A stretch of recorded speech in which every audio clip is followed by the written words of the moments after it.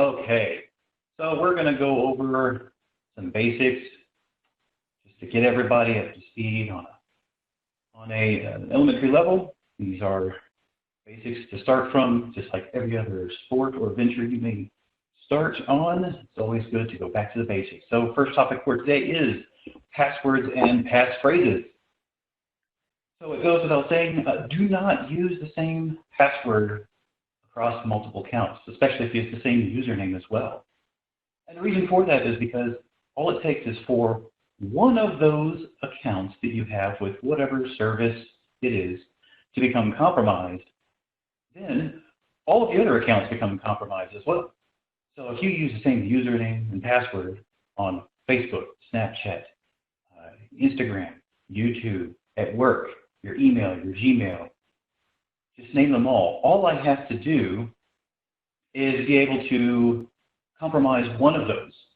And a lot of times, a lot of these credentials are released into the world just because there is a data breach. And malicious parties actually gather this data and put them into giant databases.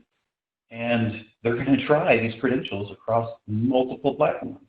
So that's why it's good to use a different password with the different systems that you may be using. And of course, change your passwords regularly. Now, we're not saying you should change them necessarily every week, month, quarterly, yearly. It all depends on the service and system that you're on. All right, so this slide, I don't want anybody to pay attention or get wrapped up in all of the very specific types of hashes and encryptions that they have here. This is just a slide from a company called Terra Corporation. They specialize in cracking passwords. That is what they do. They build specialized systems to do this. And most people think, oh, well, they've got to be running supercomputers, right? No one's ever going to crack my password.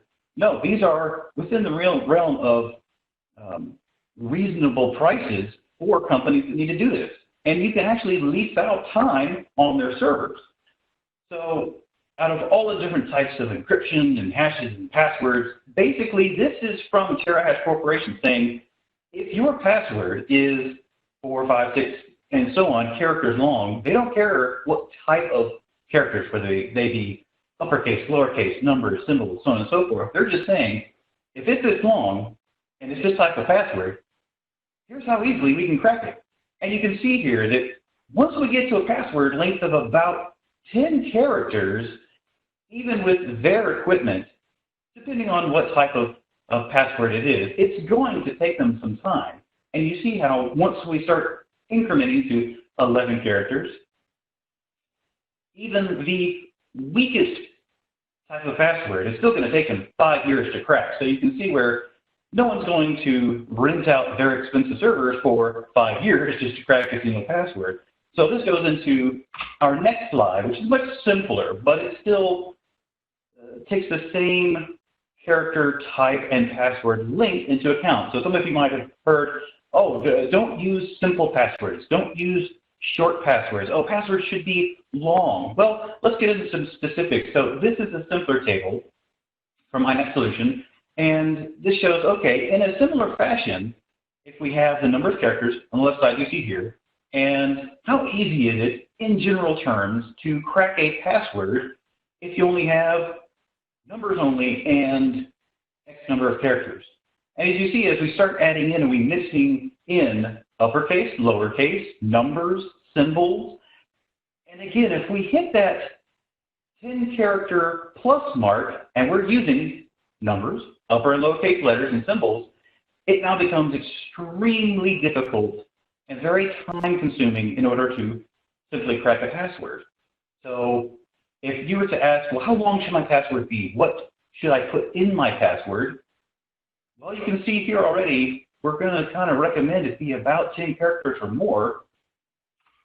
And to be a little bit more specific about how to make those passwords, here on this next slide here, we're going to show you what a strong password should be. Because we're talking about strong passwords, but we want them to be a password that you can kind of remember somehow.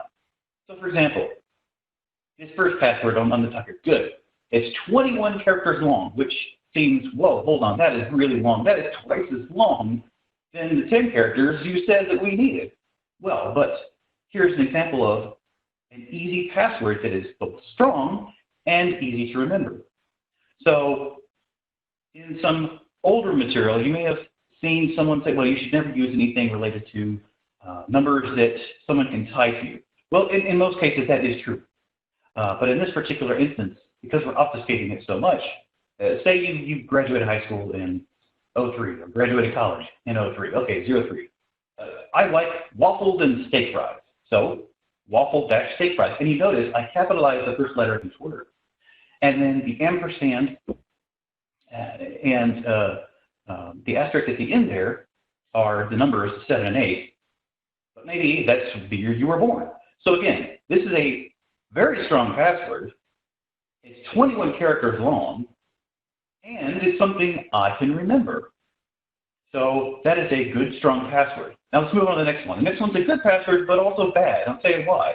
Yes, it's 18 characters long. It is long. No one's going to kind of brute force this one, but it's so random that unless you have a really good mnemonic that you've used to come up with this, it's going to be so difficult to remember that what are you going to do? You're going to write it down. You're going to be the person that has a sticky note underneath your keyboard with all your passwords on it. And that's not what we want here. The next password is bad. Even though it's 15 characters long, it's going to be something that isn't very unique. So Miami Dolphins 86. Okay.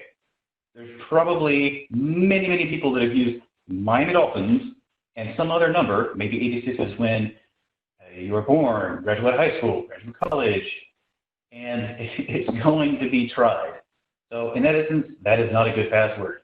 Plus, it doesn't have any special characters. It has no uppercase letters. And the last one is a really bad password. Password 1234. Yes, it's 12 characters long. I have at least one uppercase. I have some numbers in there, but no special symbols.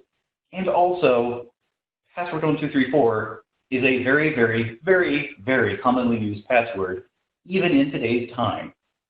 So one thing to remember is the rule of twos. So if you have 2 uppercase, 2 lowercase, 2 numbers, and 2 special characters in your password, okay, we've met that requirement we saw on some slides further back saying, hey, have a variety of all of these. You're already at 8 characters. Add 2 more, you're at our 10 character, and you have 2 of each. You're going to be pretty good to go.